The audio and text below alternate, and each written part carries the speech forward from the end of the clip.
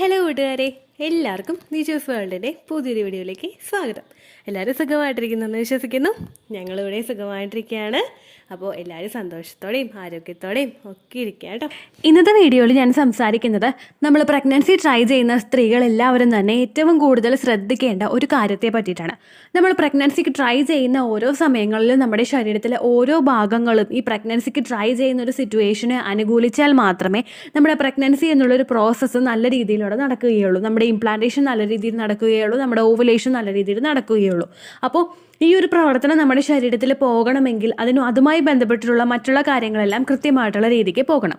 ഇവിടെ നമ്മൾ വീഡിയോയിൽ സംസാരിക്കാൻ പോകുന്നത് നമ്മുടെ ഗട്ടിനെ പറ്റിയിട്ടാണ്, നമ്മുടെ കുടലിൻ്റെ ആരോഗ്യത്തിനെ പറ്റിയിട്ടാണ്. വീഡിയോ ആരും സ്കിപ്പ് ചെയ്ത് പോകരുത്. നിങ്ങൾക്ക് വേണ്ടാത്ത ടോപ്പിക്കിനെ പറ്റിയിട്ടല്ല ഇവിടെ സംസാരിക്കുന്നത്. നിങ്ങൾക്ക് ഏറ്റവും കൂടുതൽ എഫക്റ്റീവ് ആയിട്ടുള്ള ഒരു ടോപ്പിക്കിനെ പറ്റിയിട്ടാണ്. കുടൽ എന്നൊരു സബ്ജക്റ്റിനെ പറ്റിയിട്ട് ഞാനിവിടെ സംസാരിക്കുമ്പോഴേക്കും എല്ലാവരും ചിന്തിക്കും, ഇതും ഫെർട്ടിലിറ്റിയും തമ്മിൽ എന്താണ് ബന്ധം എന്നുള്ളതിനെ പറ്റിയിട്ട്. നമ്മുടെ ഭക്ഷണത്തിലെത്തുന്ന, നമ്മുടെ അന്നനാളത്തിലെത്തുന്ന, നമ്മുടെ വായിൽ നിന്ന് നമ്മുടെ അന്നനാളം, നമ്മുടെ ചെറുകുടൽ, നമ്മുടെ വൻകുടൽ എന്നിവയിൽ നിന്ന് തുടങ്ങി മലദ്വാരത്തിൽ അവസാനിക്കുന്ന ഒന്നാണ് നമ്മുടെ കുടൽ എന്ന് പറയുന്നത്, അഥവാ ഗട്ട് എന്ന് പറയുന്നത്, ഗ്യാസ്ട്രോ ഇൻറ്റെസ്റ്റിനൽ ട്രാക്ട് എന്ന് പറയുന്നത്. ഇവിടെ ഈ ഒരു ഗട്ട് നമുക്ക് സ്റ്റാർട്ടാകുന്ന ആ ഒരു സമയം മുതൽ നമ്മുടെ ആ ഒരു പ്രോസസ്സ് നടക്കുന്നത് എങ്ങനെയാണെന്ന് വെച്ച് കഴിഞ്ഞാൽ, നമ്മുടെ ശരീരത്തിലെത്തുന്ന ഭക്ഷണത്തിനെ കൃത്യമായിട്ടുള്ള രീതിക്ക് വേർതിരിച്ച് നമുക്ക് വേണ്ടുന്ന ന്യൂട്രിയൻസ് എല്ലാം എടുത്തിട്ട് വേണ്ടാത്തത് നമ്മുടെ ആ ഒരു ശരീരത്തിൽ നമ്മുടെ മലദ്വാരത്തിലൂടെ പുറത്തേക്ക് വിടുകയാണ് ഇവിടെ ഗട്ട് അഥവാ കുടൽ ചെയ്യുന്നത്.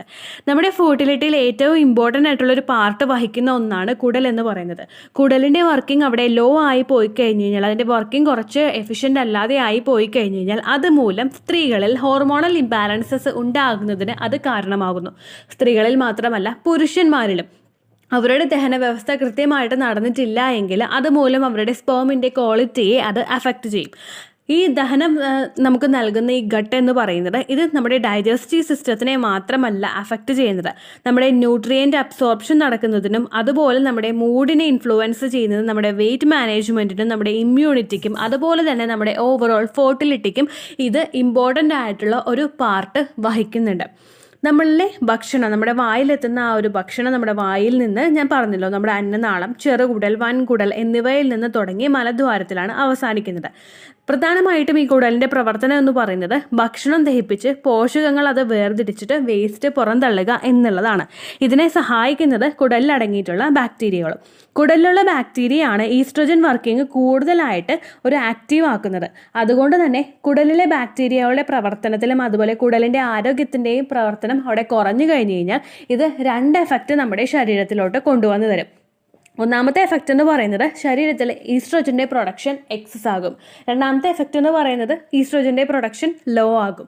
ഇനി ഈസ്ട്രോജൻ്റെ പ്രൊഡക്ഷൻ നമ്മുടെ ഈ ഒരു ഗട്ടിൻ്റെ ആരോഗ്യക്കുറവ് മൂലം നമുക്ക് ഉണ്ടാകുന്നുണ്ടെങ്കിൽ അവിടെ നമുക്കുണ്ടാകുന്ന ബുദ്ധിമുട്ടുകൾ എന്തൊക്കെയാണെന്ന് വെച്ച് കഴിഞ്ഞാൽ, എക്സസ് ആയിട്ടുള്ള ഈസ്ട്രോജൻ പ്രൊഡക്ഷൻ അവിടെ ഉണ്ടായി കഴിഞ്ഞ് കഴിഞ്ഞാൽ നമ്മളുടെ endometriosis, breast cancer, irregular periods ഉണ്ടാകുന്നതിന് കാരണമാകുന്നു.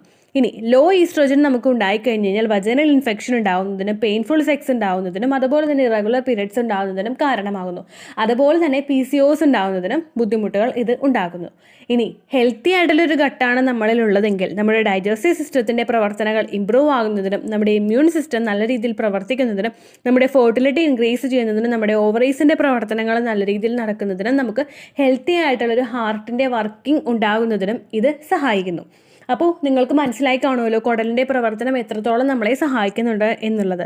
ഇനി ഗ്യാസ്ട്രോ ഇൻറ്റെസ്റ്റിനൽ ട്രാക്ട് എന്നാണ് ഈ ഗട്ട് അഥവാ കുടലിനെ പറയുന്നത് കേട്ടോ. അതുപോലെ തന്നെ ഇപ്പോൾ നമ്മുടെ ഗട്ടിൻ്റെ പ്രവർത്തനങ്ങൾ കുറഞ്ഞു കഴിഞ്ഞ് കഴിഞ്ഞാൽ നമുക്ക് എങ്ങനെ മനസ്സിലാക്കാൻ സാധിക്കും എന്നായിരിക്കും ഇനി അടുത്തതായിട്ട് എല്ലാവരും ചിന്തിക്കുന്നത്. കാരണം ഈ കുടൽ നമ്മുടെ ഫെർട്ടിലിറ്റിയിൽ ഇമ്പോർട്ടൻ്റ് ആയിട്ടുള്ളൊരു പാർട്ട് വഹിക്കുന്നു എന്ന് പറയുമ്പോൾ തന്നെ കുടലിൻ്റെ പ്രവർത്തനം നല്ല രീതിയിലാണോ നമ്മുടെ ശരീരത്തിൽ നടക്കുന്നത് എന്നറിയാനും എല്ലാവരും ക്യൂരിയസ് ആയിരിക്കും.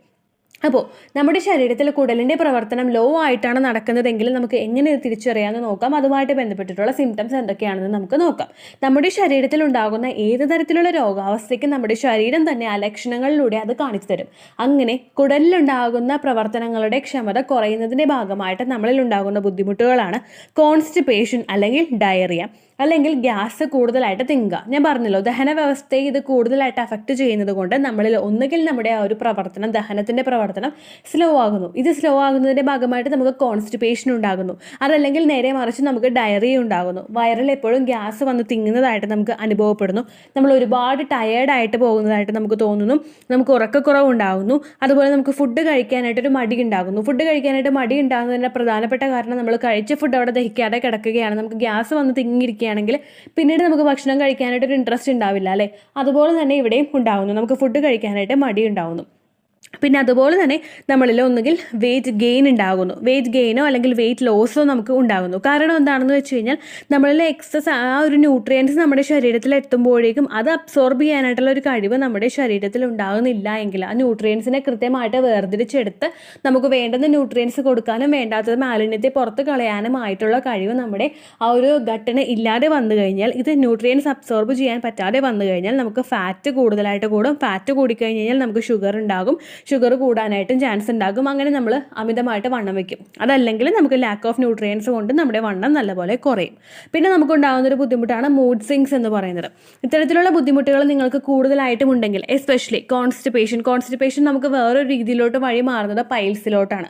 കോൺസ്റ്റിപ്പേഷനോ പൈൽസോ അല്ലെങ്കിൽ വയറിൽ എപ്പോഴും ഗ്യാസ് വന്ന് തിങ്ങുന്നതായിട്ടുള്ളൊരു ബുദ്ധിമുട്ടോ ഭക്ഷണം കഴിക്കാനായിട്ടുള്ളൊരു മടിയോ നിങ്ങൾക്കുണ്ടെങ്കിൽ നിങ്ങൾ ഉടനെ തന്നെ ഒരു ഡോക്ടറെ പോയി കാണുക.